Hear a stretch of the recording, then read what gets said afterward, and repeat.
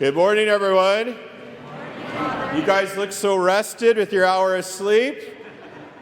I always wake up and it's instead of 5, it's 4, right? You know, when I was at the seminary, St. John's Seminary, Camarillo, one of the things that we did every Lent was on Wednesday night, instead of eating dinner, we would just have soup instead. And I have to admit, the soup was not very good. But it's something that we did as a seminary community, and we were learning about the importance of fasting, and that's something we all do during the Lenten season. But one night, I was assigned to work at the front desk, and when you worked at the front desk at the seminary, you basically just sat there and were waiting for people to come to the gate, and you let them in if they needed to get in. As I was sitting at the front desk, I saw one of the priests, one of our faculty members, on this Wednesday night, when we're supposed to only eat soup, walk on our campus with 5 extra large pizzas. Exactly, right? So I found out that he was going up to the faculty wing and they were going to have a pizza party that night. After they had just told us, stay on campus, don't go to In-N-Out, eat the soup and offer it up. Well, I couldn't keep that secret, let me tell you.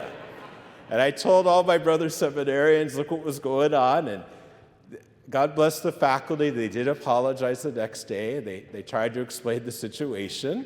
Thanks be to God, I got ordained, right? But if we're honest with ourselves, each and every one of us has been a hypocrite, have we not? There have been times in our lives where we have expected people to live up to our standards, but we ourselves do not live up to it ourselves. So Jesus wants us to do better. He knows what you are capable of because you are so very good. And he's telling us very clearly in this gospel this morning that he needs each and every one of us to be the best disciple that we could be. Because in some form or another, we're all leaders. Leaders in our community, leaders in our family, in our classrooms, whatever it is. And people look at us and they see everything that we do. So Jesus is asking us today to do better, to not be a hypocrite, but to really live out the gospel. So how could we do that? To be better Christian leaders. We could first of all realize that leadership means we can't do it alone, can we?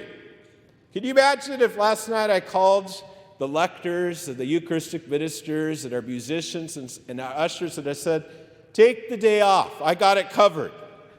You would all look at me today like I'm nuts, right?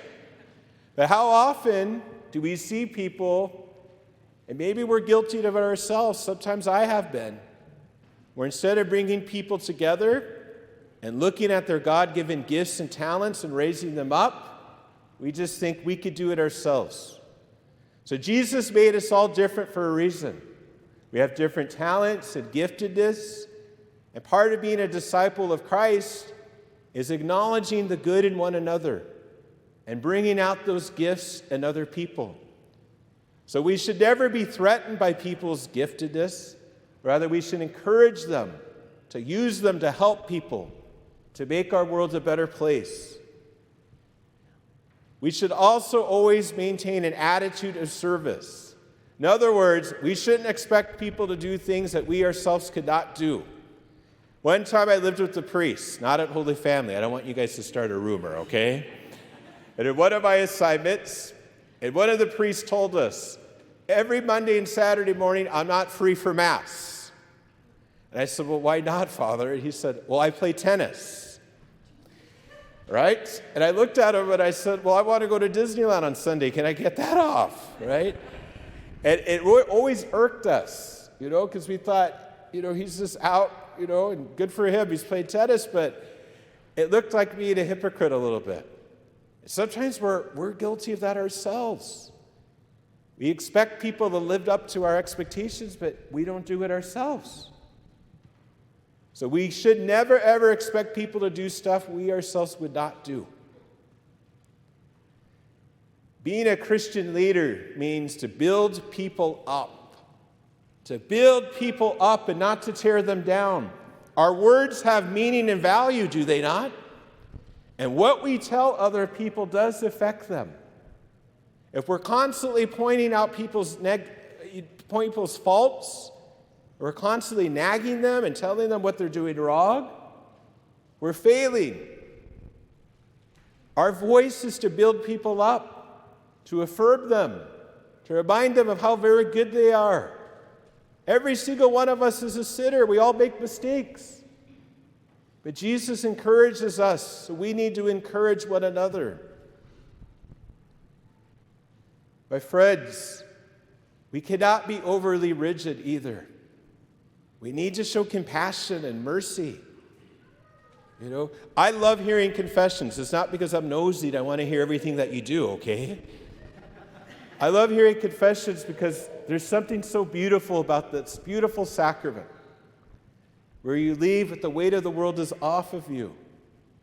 And my job is to be that instrument of Christ and to remind you how much Jesus still loves you, how much he still loves you. And we need to do the same with those that we live with. We're often hardest on those that we're closest to. We have such false expectations, my friends. And finally, as disciples of Christ, we need to use our voice to not just be with the mighty, but to walk with all people, and to never use our positions for our own advantage.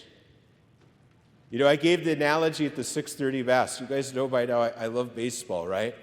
Could you imagine if next year I came up here and said, I really love the Dodgers, but I'm a poor priest. I just can't afford to go. What would happen? Somebody would give me tickets the next week. Well, I don't want to go to hell, okay? Right? We shouldn't do that, but we see that sometimes, right? In political leaders or celebrities, all people, all walks of life, where people use their positions for their own good instead of helping people. So we have a choice today and every day of our lives. We could choose to be humble servants who build people up and get to work for our Lord, or we could be self-centered and only do what we want because it advances our own cause. So what is the better option? To get our reward here on earth or in heaven? Which one? Only a few of you want to go to heaven. Let me ask you again. Is our reward better here on earth or in heaven? Heaven. Much better. You got an extra hour of sleep. You should be more energized, okay? My friends, life isn't going to be easy. And no matter what you're going through, you still have the opportunity to be Jesus to one another by building people up instead of tearing them down.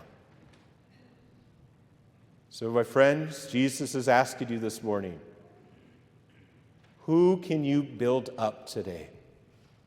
Who can you reach out to make that person's day a little bit better? Let's think of one person right now that we could be the face of Christ to today, so that they know how loved they are by God. So who is Jesus asking you to reach out to today?